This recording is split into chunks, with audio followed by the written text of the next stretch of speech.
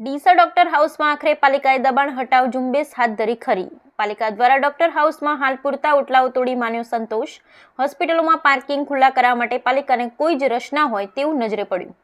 Doctor હાઉસમાં હોસ્પિટલોના પાર્કિંગની જગ્યા ભાડે આપી તબીબો કરી રહ્યા છે કમાણી।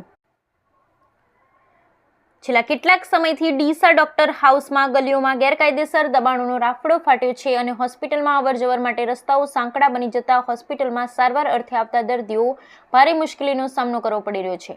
હોસ્પિટલોમાં પાર્કિંગની સુવિધા ઉપલબ્ધ ન હોય સારવાર માટે આવતા દર્દીઓના સગાઓને મુશ્કેલીમાં મુકાઈ રહ્યા છે અને ગાયત્રી સર્કલ પર સર્વિસ રોડ પર વાહનોનું પાર્કિંગ કરવા મજબૂર બની રહ્યા છે, જ્યાં ટોઈંગ એજન્સી દ્વારા વાહનોને લોક મારી મસમોટા દંડ વસૂલ કરી રહ્યા છે।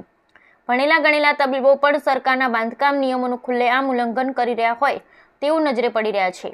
ત્યારે આજે ડીસા પાલિકા દ્વારા ડોક્ટર હાઉસમાં હોસ્પિટલોના આસપાસ ગેરકાયદેસર દબાણો દૂર કરવાની પ્રક્રિયા હાથ ધરવામાં આવી હતી, જેમાં હોસ્પિટલો અને દુકાનોની બહારના ઓટલાઓ તોડી સંતોષ માની લીધો હતો। જ્યારે હોસ્પિટલમાં પાર્કિંગ ખુલ્લા કરવા માટે કોઈ જ કાર્યવાહી કરવામાં આવતી ન હતી।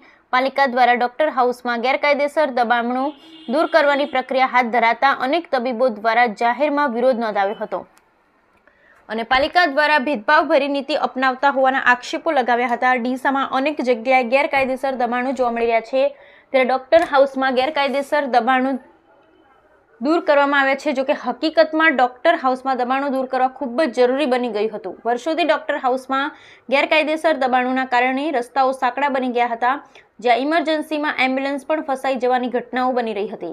ત્યારે પાલિકા દ્વારા ગેરકાયદેસર દબાણો દૂર કરવાની કામગીરી હાથ ધરાતા પ્રશંસનીય કામગીરી ગણાવી હતી અને રોજબરોજ દબાણો દૂર કરાવી હોસ્પિટલમાં બંધ કરાયેલ પાર્કિંગ ખુલ્લા કરાવવા અને રસ્તા વચ્ચે મૂકવામાં આવેલ જનરેટર પણ દૂર કરાવી રસ્તાઓ પહોળા કરવામાં આવે